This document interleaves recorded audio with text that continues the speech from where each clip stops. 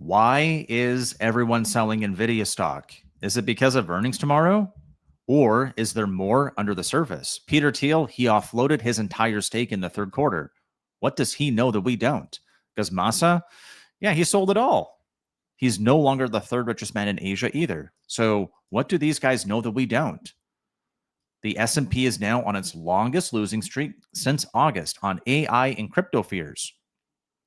If the market wants to go lower, it generally finds a reason. Here's what I find very curious. If you're bearish on Nvidia, it means you should be bearish on the entire market. Look at Nvidia, 51. Look at Palantir, 391. Whoa. Look at Tesla, 268. Remember, when we buy a stock, we buy in ownership in the business. Nvidia on a forward PE is 26. Tesla's 180. Walmart's 34. Costco's 40. Palantir's 169. So if you're bearish on Nvidia, you should be bearish on the whole market.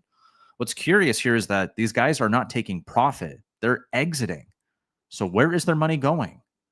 Is it going to cash? Are we now going to fall over and go to the right side of the chart where perma bulls, buying the dippers, buying holders, average downers will step in? We're going to find out.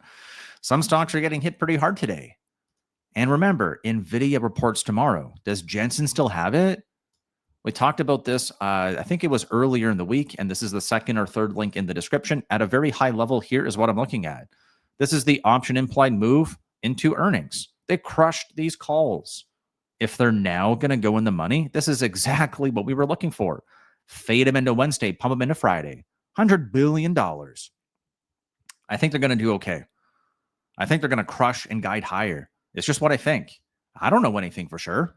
All I know is that right now people are selling first and asking questions later. And the stock doesn't even look all that bad. Where is it? Right on support on the monthly chart. It's support until it's not. So if we lose 176.76, yeah, it could be over. We might get a really big slam. So that's the most important thing going into tomorrow. Now, what I want to do is tell you that there's a really big underlying issue here. It's really this data and power issue.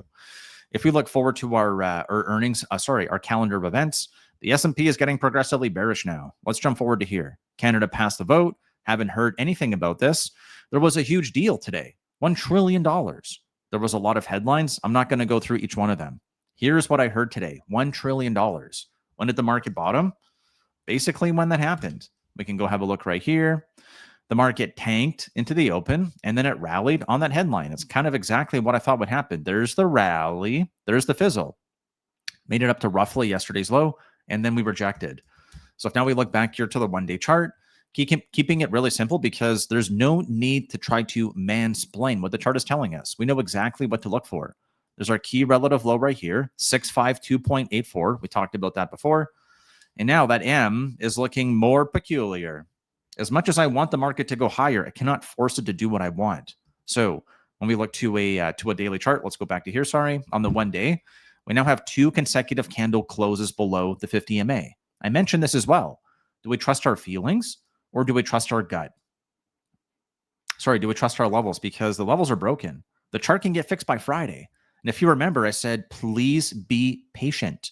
I said, there's mixed signals. When in doubt, be patient. We have 3 full weekly candles in a row.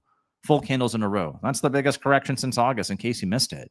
It is technically a correction, even if it doesn't feel like it. So we got the rejection at 670.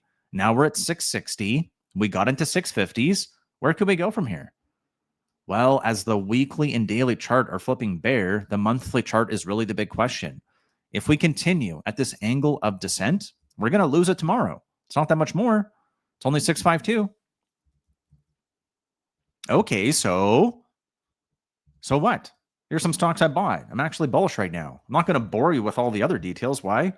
Because there's actually some really good opportunities out there. So that F-35 sale to Saudi Arabia, yeah, we're making some money on that. We got Lockheed Martin right here, right? Lock and cocked. Let's go.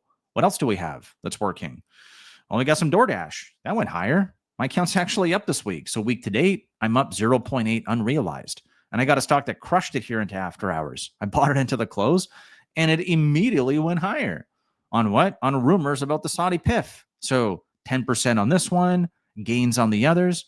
This market's getting pretty fun. And what I'm going to aim to do going forward is to upload 5-minute videos.